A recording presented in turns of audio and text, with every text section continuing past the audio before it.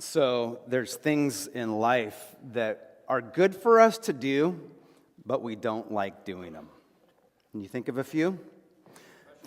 Yeah, exactly, right? As kids, like brushing teeth, taking naps, going to bed, things like that, maybe eating vegetables.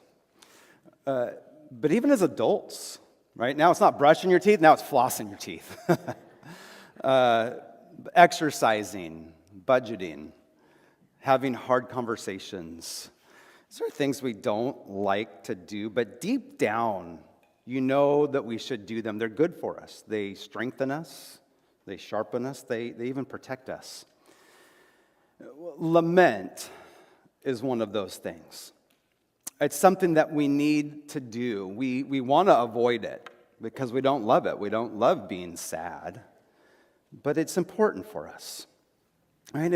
It's uncomfortable because it's kind of messy, right? And it hurts. It's raw. We want to skip to that point in life where everything is just fine, right? The tension is gone. Things are good. But God invites us into this practice of lament because He knows that it's good for our souls. All right, lament, on the one hand, it's just expressing our passionate sadness and grief. But as Christians, we express this sadness and grief to God. In his book, Understanding Your Grief, Alan Wolfelt talks about emphasizing sorrow. It's an inseparable dimension of our human experience, and he suggests and says that embracing our vulnerabilities can lead to transformation. And that's true just in grief. But in lament, biblical lament, when we lament to God, it's not just an outlet of grief, and it's not just a pathway to healing. It's a pathway to, I believe, loving God. It's a pathway to growing our faith. It's a pathway to our sanctification, becoming more like Christ. And we need this. We need a theology of lament. We need to know how to do it. It will help us either move towards God if we do it well, or if we don't learn it and we don't do it well, it will lead us away from God. But as your pastor, I don't want that. I want you to have this deep relationship with God, to come towards Him, even in the darkness. But like I said, we struggle with it because we don't like it. This is not where we want to be. In a book called A Time for Sorrow, Practicing Lament, the authors argue that in the United States today, and especially in the church, that we find it hard to lament. It says this, that in a church era dominated by positive thinking, slick, upbeat worship, we have an allergic reaction at almost every point to feelings of powerlessness. And lament is powerlessness. Do we have that allergic reaction? Do you feel like you want to be anywhere else but right here, right now? If so, maybe this is where you need to be. So we've been in this series called Lament, a study in Lamentations. The first week we talked about tears and about the importance of tears. We see tears all the way through this book and about how it's good for us to bring those tears before the Lord. Last week we talked about two kind of aspects of grief, right? Of guilt and grievance. Guilt, how we feel about ourselves, and grievance, how we feel about others. We talked about how there's a difference between complaining about God and complaining to God, bringing those things to Him. So in these last 2 weeks, I just wonder how it's been for you, how your experience has been. Has it been helpful for you? Have you had a renewed relationship with God as you've been able to bring some things that have been very hard, heavy things to the Lord? Where maybe before you said, I can't do that. I can't complain to God. But maybe through the last few weeks we have understood that we can bring these things to Him. We can voice the complaints of our hearts when we bring them straight to the Lord. Jeremiah, who wrote Lamentations, is called the weeping prophet, right? He's acquainted with grief. He ministered in Jerusalem. And for 40 years, he was called to be the voice of God, But for 40 years, he was not welcomed. People did not want to hear what he had to say. He told them to reform their ways and actions, to change the way they lived, to come back to live a life of justice and mercy and compassion. But for this, they called him a traitor. Because there were other prophets that spoke what the people wanted to hear, what the king wanted to hear. But Jeremiah said, I'm not telling you what you want to hear. I'm telling you what you need to hear. I'm telling you the words of the Lord. But for that, they called him a traitor. And he suffered. He was a faithful man. He lived faithfully before the Lord, but yet he suffered greatly. I mean, even right in the beginning of his ministry, the Lord chastises him. He says, stop praying for these people. Stop praying. Can you imagine that? How bad has it got to be when God says, stop praying for them because I'm not going to hear your prayers? But as his life went on, things got worse, and soon they started beating him up. They humiliated him. First, the priest does it. In Jeremiah 20, he tells a story. The priest pulls him into the temple, beats him up, puts him in the stocks, puts him right at the entrance to the temple so that people would go by and they said, that's the false prophet. Right? Was not treated kindly. After that, he was beaten and imprisoned. And after that, it was thrown into the muddy cistern. Kind of this a well that was empty. Remember, they were being besieged by Babylon. And so all the water's gone, the food is gone. And what did they do with Jeremiah? They just threw him in this well with just nothing but mud. Until, fortunately, some friends threw a rope down and brought him up out of the pit. But despite all the suffering, he didn't waver. But yet he was very open and honest with his feelings with the Lord. But when I look at Jeremiah's life, this is my question. For someone so faithful to God, someone who's so faithful, how does he suffer so much? Not just spiritually, but physically. Like, it doesn't make sense to me. Right? Someone that follows God, that God even put this word in their mouth to share, but yet they would suffer. But then again, in my 30 years of pastoral ministry, where have I seen the most growth in people? It's times like this. It's times when people are hurting, when they're struggling, when they're not able to kind of find balance in their life. That's when I need to know about God. I need to know what the Bible says. That's when they're earnest for prayer. It doesn't happen while the party's going. It doesn't happen when the friends are there, when the money's coming in, while the DJ's playing. It happens when all that goes away. When the money is gone, when the friends are gone, when there's nothing but a mess to clean up. That's when people's attention is brought up. And so for us, that's why this is important. Because there's going to be some day when the music's going to end, when the friends are gone and all they leave is a mess. And I want you to know that you can rely on God. You can come to Him. You can bring your hurt and your pain to Him because He is there and He will answer. But it will come. Elizabeth Elliot famously said, God will not protect you from anything that will make you more like Jesus. All right? And it's times like this where we become more like Jesus. Today we'll be in Lamentations chapter 3. We'll just sit right in that chapter. So if you have your Bibles, you can open to that. But here in this part of the story, this is a poems, right? These are poems that are written. And Jeremiah is writing this poem to the Lord.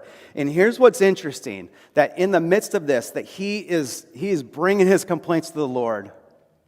But in the midst of all of this, he finds this glimmer of hope. This glimmer of hope. But the hope is not for eternity. The hope is not for heaven, as I might say. Like as in my life, if I'm struggling, I'm like, I just got to get through this life because heaven awaits. when there's no more pain and no more tears and no more suffering. But Jeremiah doesn't go there.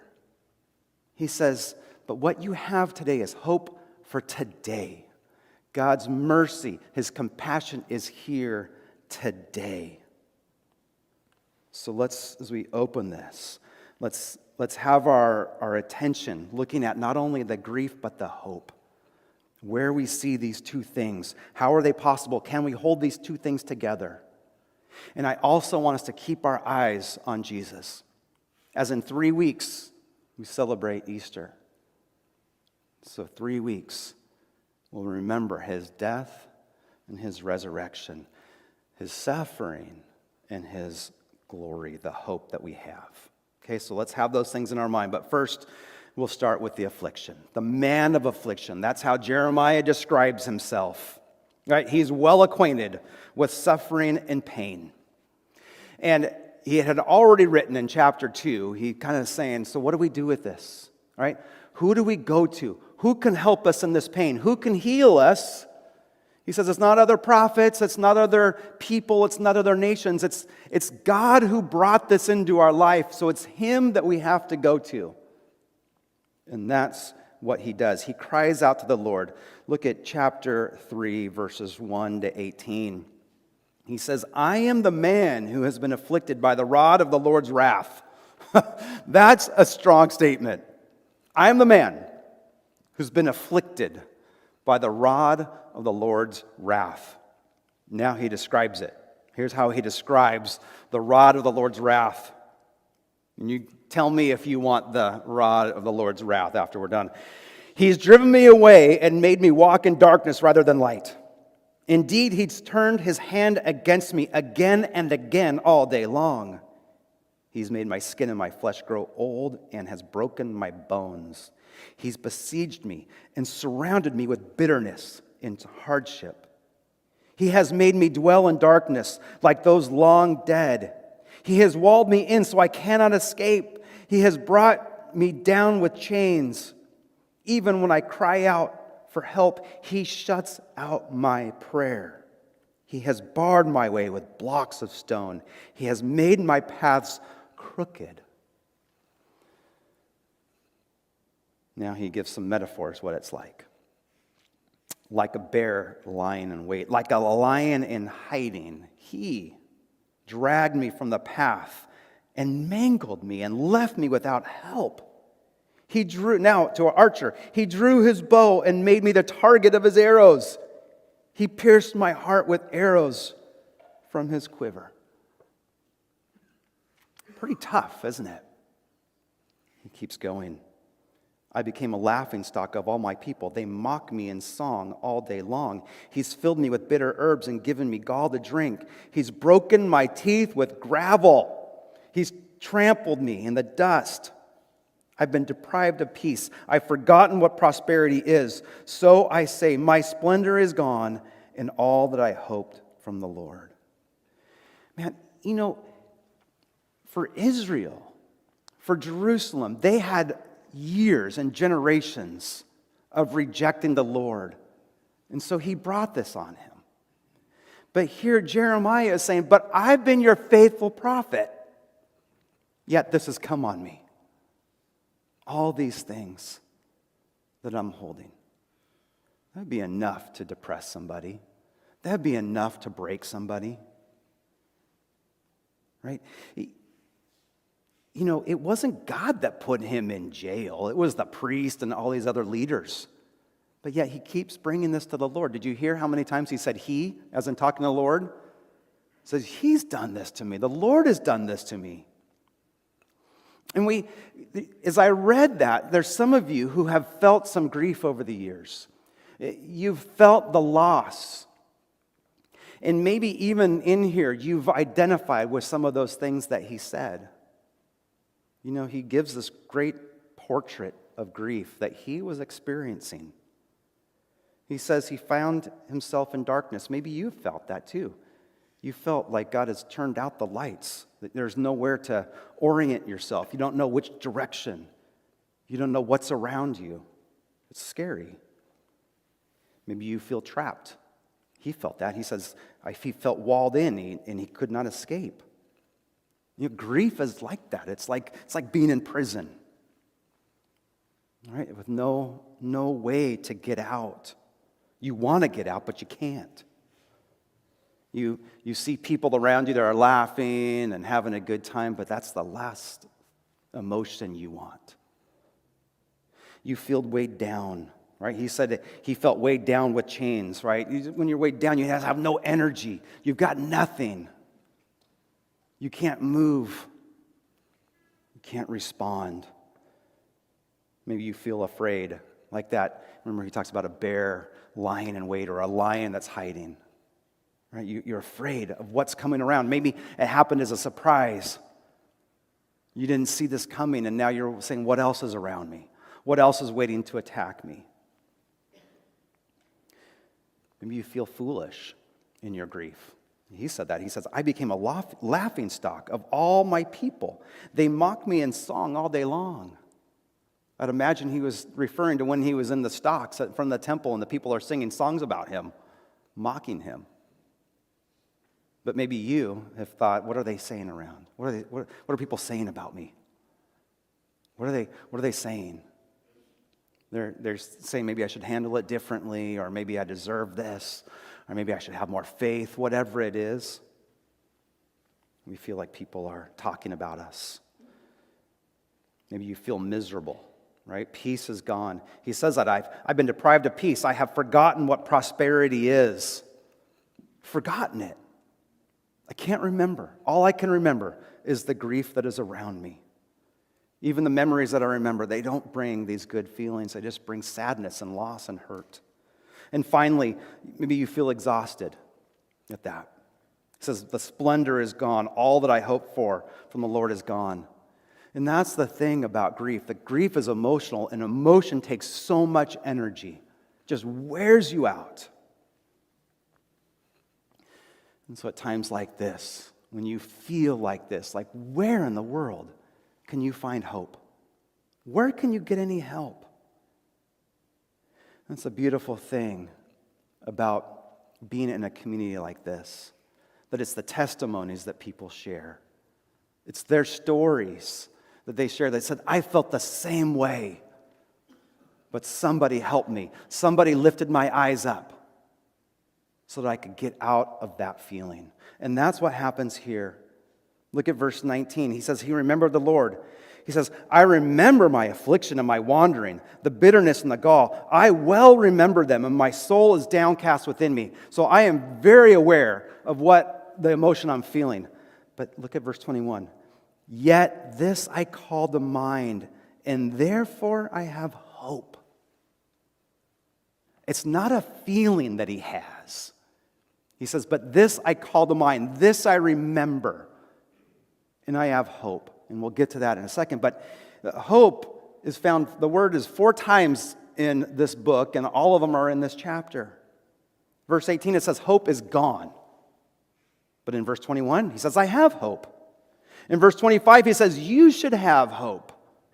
And in verse 29, he says, is there any hope? Isn't that crazy? That hope, it just seems to be all over the place. You don't have it, you have it. You tell people that they should have it, and then you're like, well, is there any? Do I even have it? But he says, but this I call to mind, and this I remember. Calling back his memory of God, of what God has done. And he remembers that, and that helps lift him up out of this pit. I remember the first time I felt this. I was 24. 24, you graduate college and your whole life is ahead of you. It's a wonderful time. I was newly married, but 3 years into the marriage, it ended. It ended in divorce. For 2 of those years, my wife had an affair with some other guy. And you could imagine the pain that it happened. I mean, I'm 24. Like, life is not supposed to go this way. But the Lord brought this in my life. And what do I do with it? I'm in seminary. I'm studying to be a pastor. Like, do I have to give that up? I was working in a church. Do I give that up? I thought I should. I felt like, this is that image, I felt like just a damaged can. When you go to the grocery store and you go to that discount aisle, the food that's expiring, and there's like that in the corner, there's this little can that's just kind of like kicked and bent. The label's off, and just like on a Sharpie, it says corn. Like nobody's gonna buy that. Like just throw it away. That's how I felt. But it was people that came around and helped me lift my eyes up and see the future. It was my family, my parents, my sisters, their husbands. It was my pastor. It was a church that I was in.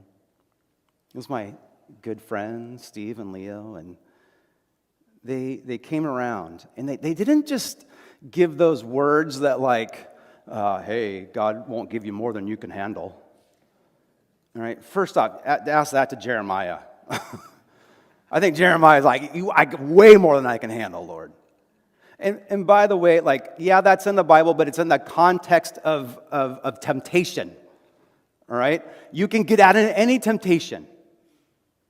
Not in this. I think that's completely the opposite. I think God often gives us more than we can handle. That's the point.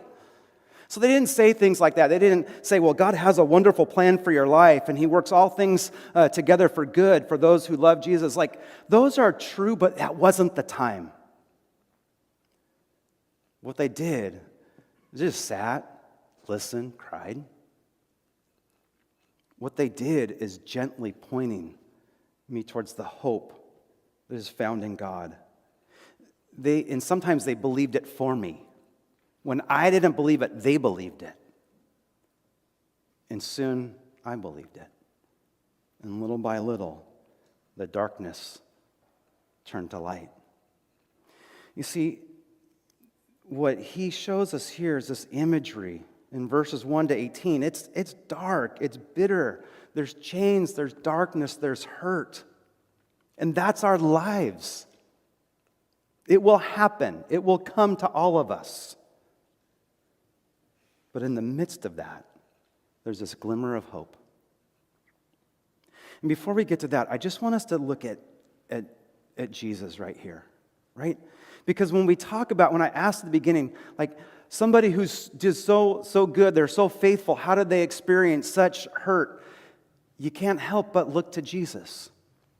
I think that's what Jeremiah is showing us. That Jesus is completely faithful. But yet, he was hurt. All right? He was despised and rejected. He was the man of suffering, acquainted with grief. He was pierced for our transgressions. He was the one that fell to the ground in sorrow, with agony, praying, with sweating drops of blood, saying, Father, is there any other way? Not getting a response. His friends asleep, the betrayer coming. Jesus suffered. He took our place, but he rose again in victory. Why does this matter? Because Jesus identifies with us. He identifies with the pain and the sorrow and the suffering. When you think that you're alone in your grief, that nobody else is there, remember that Jesus has been there. Jesus has gone before us. He identifies with us, and we can identify with him. And as we celebrate on Easter, he broke forth from the darkness, and the light came into our lives. Hope came. And so that's what we see here. We saw this man of affliction, but now he turns to see that he's a man of hope. A man of hope. That he was weeping. Yes, he was hurting. But in the midst of that, he remembered who the Lord is. Look at verse 22. Because of the Lord's great love, we are not consumed. If he didn't love us, we would be consumed. But because of the Lord's great love, we are not consumed, for his compassions never fail. They are new every morning. Great is your faithfulness. I said to myself, the Lord is my portion, therefore I will wait for him. The Lord is good to those whose hope is in him, to the one who seeks him. It's good to wait quietly for the salvation of the Lord. It's good for a man to bear the yoke while he is young. In the midst of the darkness, Jeremiah looks up to the Lord and he sees his great love, right? His unending mercy, his compassion, his faithfulness. And he says that I will wait for you. You are enough for me. Like, where did that come from? Just out of the blue? No, I believe he knew his scriptures. He had been memorizing scriptures. He remembered in Exodus 34 when the Lord is proclaiming himself to the Israelites and to Moses, right? He says, I am the compassionate and gracious God, slow to anger, abounding in love and faithfulness. Who is God? A compassionate and gracious God, abounding in love and faithfulness. And that's what he talks about. Your compassion, your faithfulness, your love. And that's why we see that there's hope for today, not just tomorrow. All right? He doesn't say that there's hope in eternity. He says there's hope today. This morning there's hope. That we can have it today. Why? Because God's great love is trustworthy. Right? He's a God of steadfast love. When everything else falls apart, when everything else is shaking, when your life seems to be crumbling apart, his love is steadfast. It doesn't change. It doesn't go away. It doesn't wobble. Jeremiah wrote earlier in Jeremiah 31, verse 3, he says, I've loved you with an everlasting love. I've drawn you with unfailing kindness.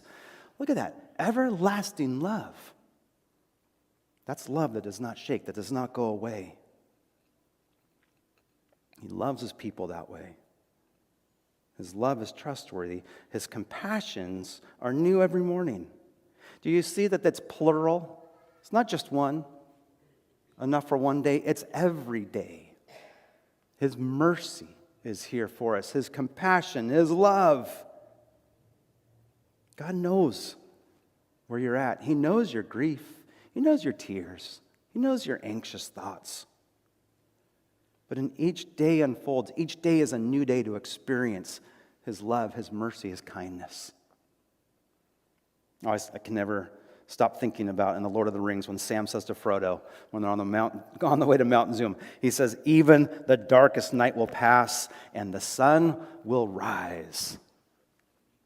Each day the sun rises. It's a new day to experience his compassion, his mercy, and his faithfulness. All right, that's what ties it all together.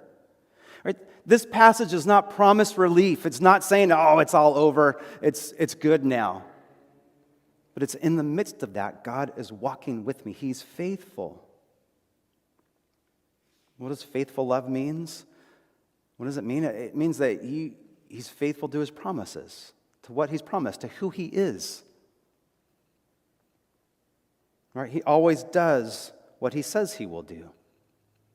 He will not turn away or abandon us when life is hard. He keeps loving us, even when we struggle. Even when we fail, his love is there. His promises, his love, his mercy, enough for every day. He says in verse 24, it says, the Lord is my portion, therefore I'll wait for him. What he's saying is, the Lord is enough. The Lord is all I need. We don't use that word portion very often, like in terms of this. And in the Bible, when people said that, they thought of land, of wealth, inheritance, family. It's their security in life. Their portion would be that they would have enough to get through life. They would be okay. And here he's saying that God is my portion. That's all I need. Things can be lost. Things can go away. But the Lord is my portion. Right? When we suffer, it's often because we lose things. A loved one, a job, our health, relationships.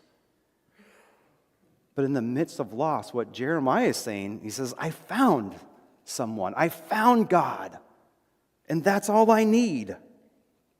And so for you, if that's you, if you're struggling, if you're having loss right now, can you say that? Can you say, the Lord is my portion? That's all I need. All right, when everything else is gone, God is enough. I won't be alone. He's not going to quit on me. His mercy will never end. And then he says, and he's worth the wait. He says, I'll wait for him. That's another thing our culture does not do well, including in the church. We don't wait well. We struggle with that because we want things to move. We want things to line up, right? And when there's a gap in there, however big or small, whatever it is, we don't know how to handle that.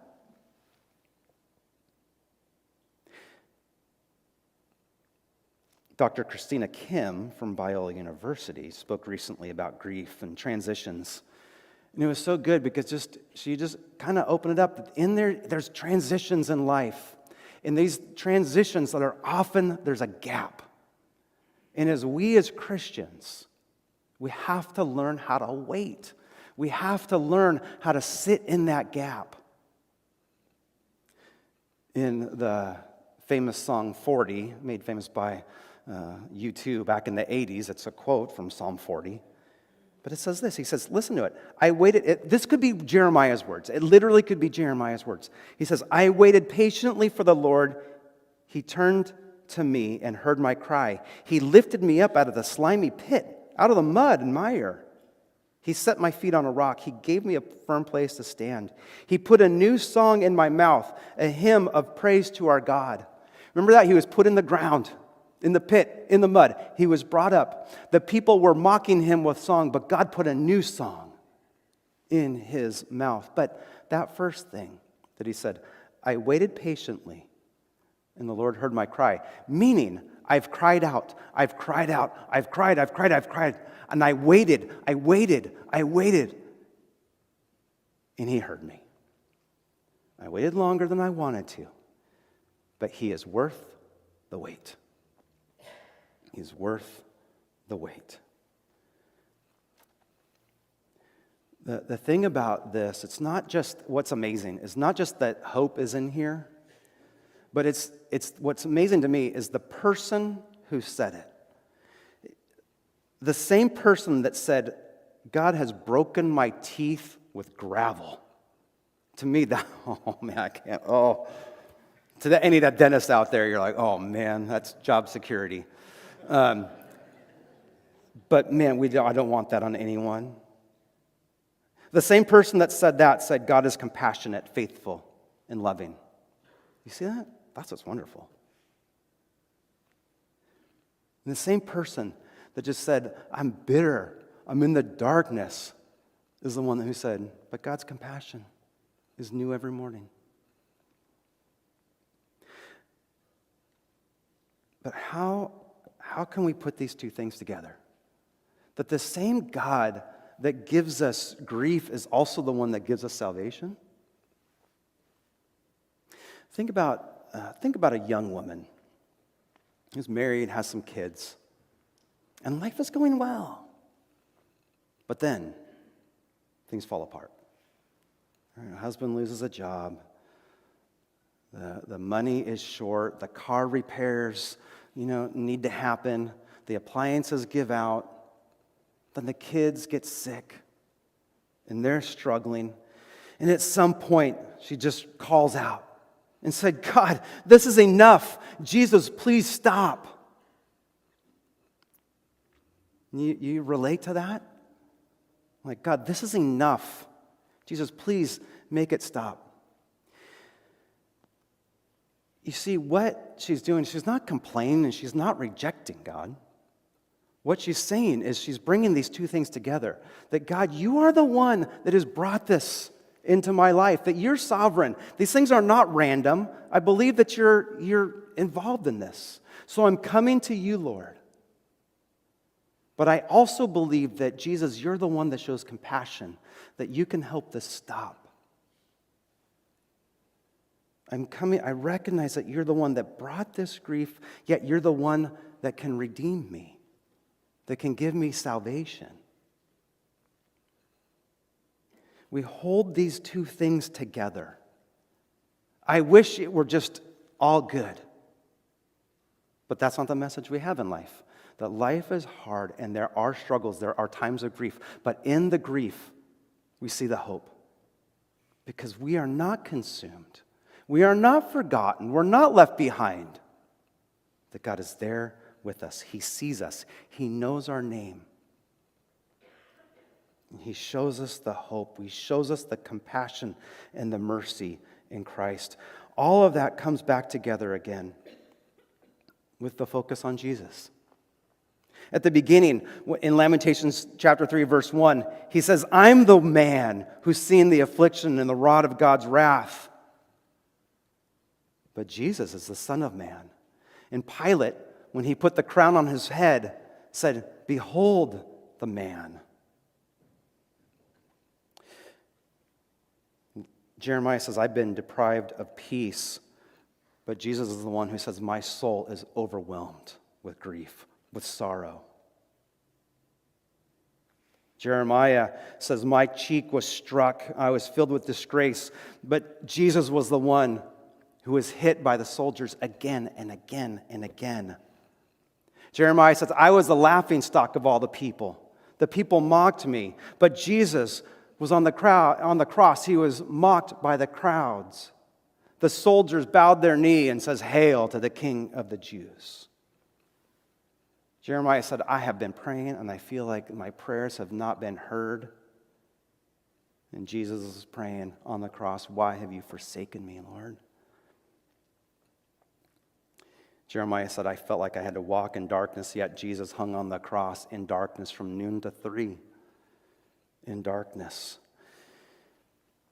You guys, I bring that up because sometimes we feel like we're alone, but we're not. Whatever you've experienced, Jesus has experienced it more. And He's the one that took the grief from God and took that on the cross and took it to the grave, but came out with hope, came out with life, came to give compassion to you and to me. So in the midst of these times, when we are experiencing these trials, you are not alone. The Lord is with you. Look to Him. And as you do, you'll see that's just like the sun in the morning. You pull back the curtains, the sun starts coming in. So will His love, His mercy, His compassion. You may not feel it, but you know it's there.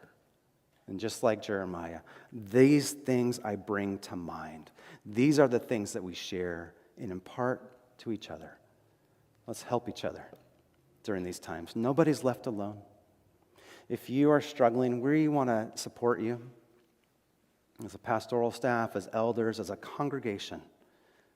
We want to come alongside, walk with you, point you towards this hope, the hope that we have in Christ. His mercy is new today.